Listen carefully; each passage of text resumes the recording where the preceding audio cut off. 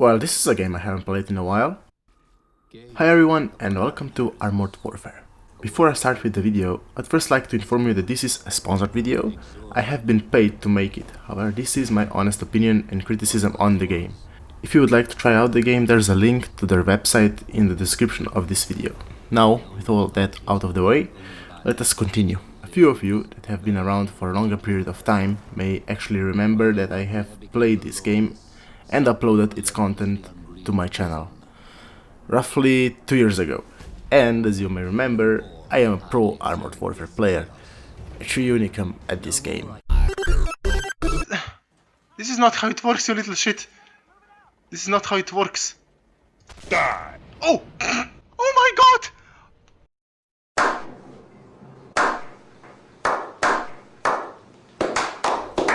But it has changed drastically since I have last played it, and this is a topic I'd like to talk about in the first part of this video. If you don't want to listen to that, you can simply skip to where I actually play the game and provide some commentary. And here's the timestamp for that part. Moving on, I have mentioned drastic changes to the game and its design, so what exactly am I talking about? Well, as some of you may already know, Armored Warfare didn't used to look anything like World of Tanks, and by that I mean that the whole core mechanics of the game used to be completely different. The old game design used to be more like an RPG style of game, with various skills that made it a totally different experience from its rivals, World of Tanks and possibly even War Thunder. Don't get me wrong, Armored Warfare still isn't anything close to those two games, but there are some similarities to World of Tanks that I should probably point out. In both games there are skills that can be applied to certain crew members, so let's say driver and a gunner. However, in Armored Warfare the commanders can be assigned to more than only one vehicle. As you can see here, I have a Freya Holberg, I hope I am pronouncing that at least remotely right, currently assigned to my Leopard 2 and the Terminator. And oh man, oh, I love this Terminator, this thing brings back some good memories. I'll show a game with this thing just so you can see how ridiculous it actually is. And well, hopefully I can show you that because I'm a little bit rusty at the moment. Okay, so where were we? Oh yeah, the similarities and the differences. The research is basically the same as in World of Tanks, the only difference being that you can also unlock upgraded equipment modules. They are usually called the V2 versions, which means that you are able to upgrade your vehicles even further, and all of that without any special currency. Looking at you, World of Tanks. Even permanent camouflage can be bought with normal in-game currency,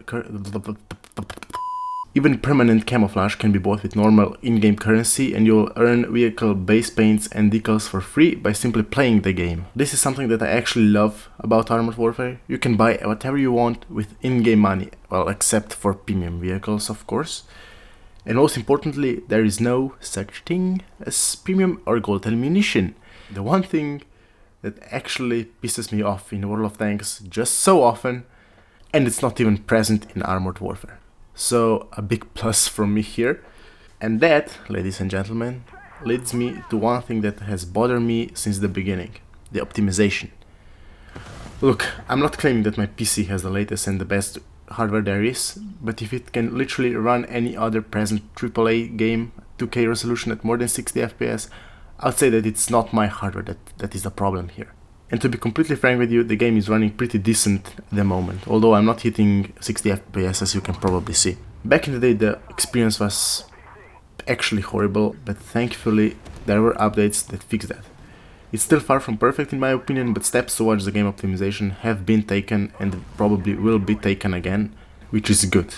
And now let's continue to the second part of this video, which is gameplay. But just before that, let me just go through all the modes Armored Warfare offers at the moment. There are 2 player versus player modes, Global Ops and Standard Battle, as well as 2 player versus enemy modes, Normal PvE missions and Caribbean Crisis, which is a rather new addition to the game and pumps up the difficulty up to the max.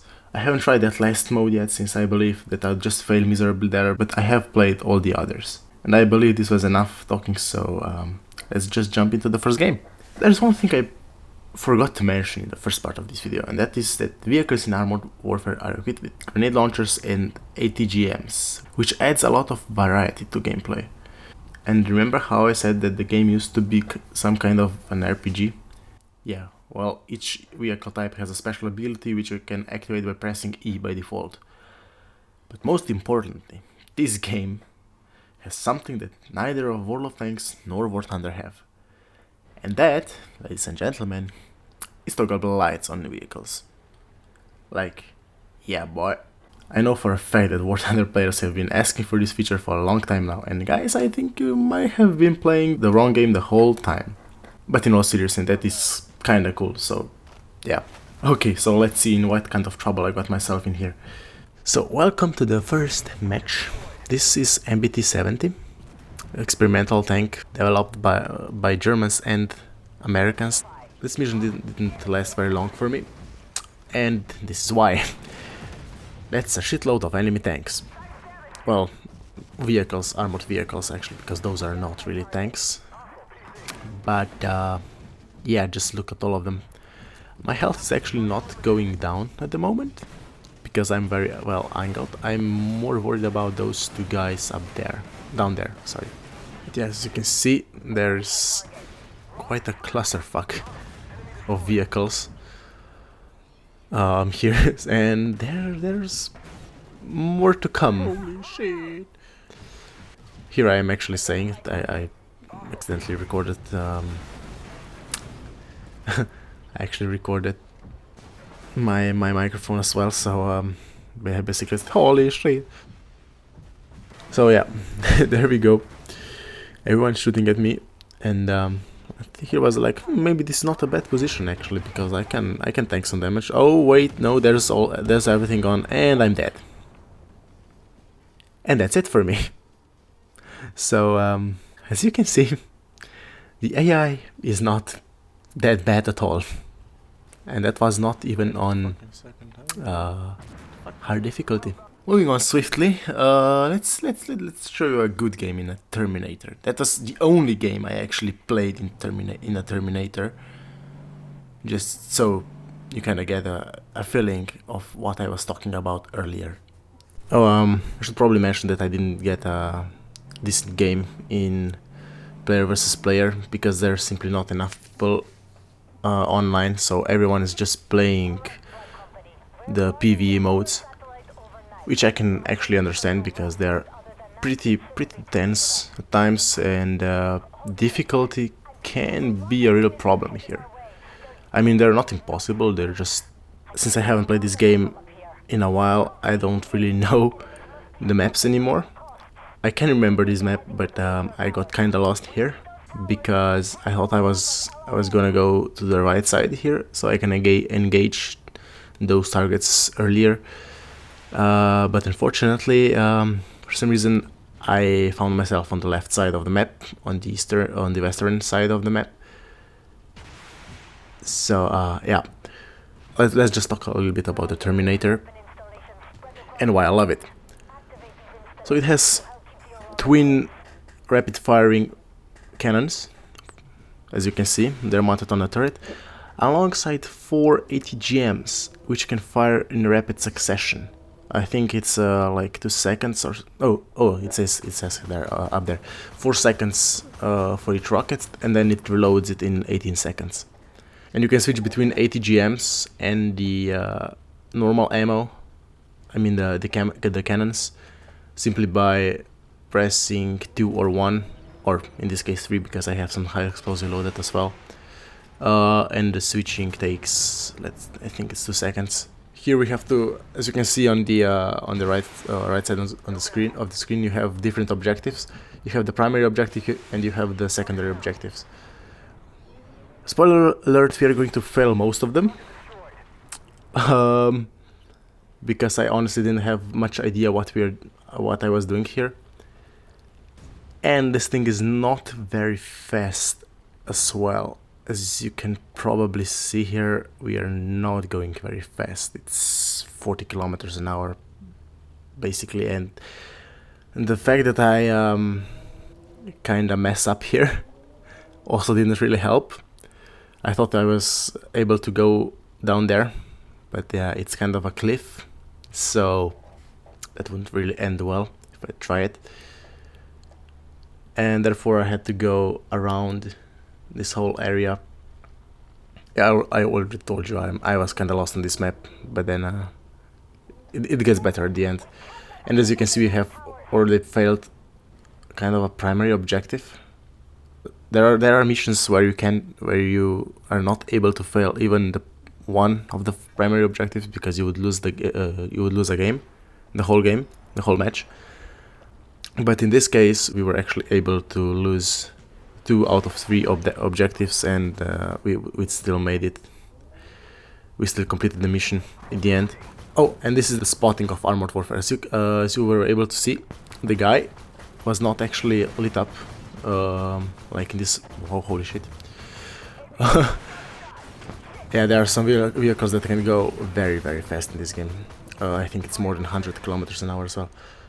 So where was I? Oh yeah, the spotting mechanics. Even if the enemy is not spotted anymore, you're still able to see their vehicle for a few more seconds without the red name above their head.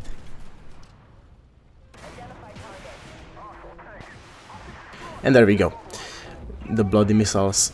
And then you just switch to normal cannons and destroy everything that is lightly armored or just giving you a side armor, because the Terminator has such a good penetration on those cannons. I mean, it's not as great as, you know, normal cannons on main battle tanks. But yeah, and here we go. We lost the second primary objective.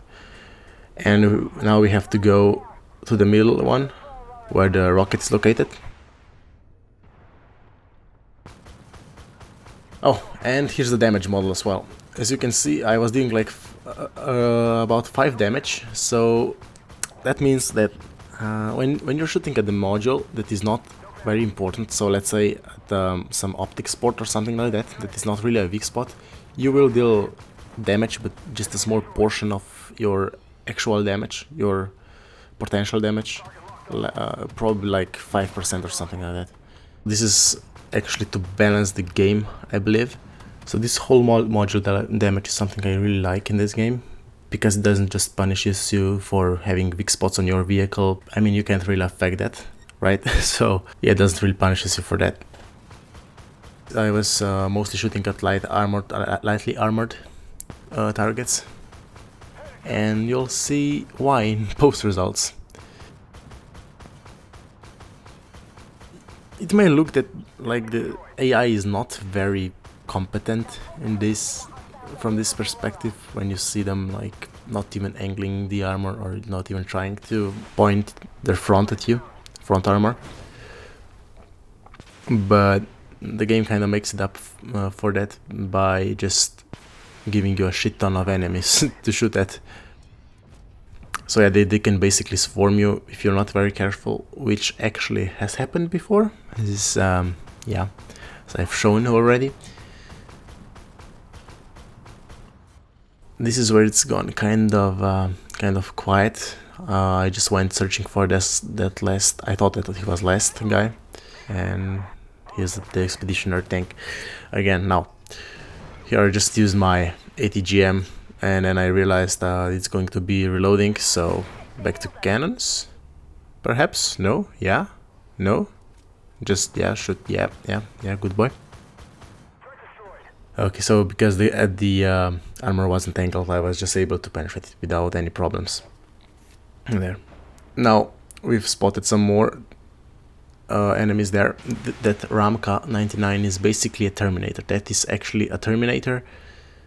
But I believe that it is, I'm not sure, there are a few differences, but yeah, there are basically the same thing. Only that the Terminator is actually a premium vehicle and the Ramka is a standard tank. I think it's tier 8 tank. Oh, we spotted the last 2 guys that I have actually no idea what they are doing down there. Yeah, I've got nothing on this one. This is kind of a stupid thing. So I just switched to my ATGM. I got them ready. Just shoot at the lower upper glacis on this Abrams or XM1, which is basically an Abrams. It's an experimental, I think, tank or something. It's basically a pre-production Abrams. That's what I wanted to say. So, and Abrams, some of you may know, has only about 30 millimeters of armor on upper glacis, but it's so well angled that nothing can penetrate it unless you're in a position like I was. So that is basically the game. There was only one guy left, which we will get at the end of the match. I mean, after a minute or two, something like that. He will be spotted in the south corner, I believe, and he will be taken out, and that will be the game. And by the way, I thought that wasn't really a good game. That wasn't really a good play by me.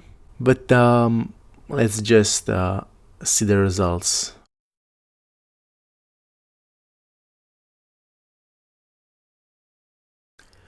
Okay, so here we are loading back from the game, from the match. And yeah, okay, damage dealt 16,000 basically. And well, that's a lot of credits since this is a premium vehicle. And there we go, I finished the first on my team by damage dealt and by experience earned. The Terminator, ladies and gentlemen. It just doesn't care. And that, I think, it's going to do it for this video, boys and girls. I really hope you have enjoyed. If you are interested in Armored Warfare, there will be a link to the game so you can download it and play it yourselves. Take care and have a good day. Goodbye.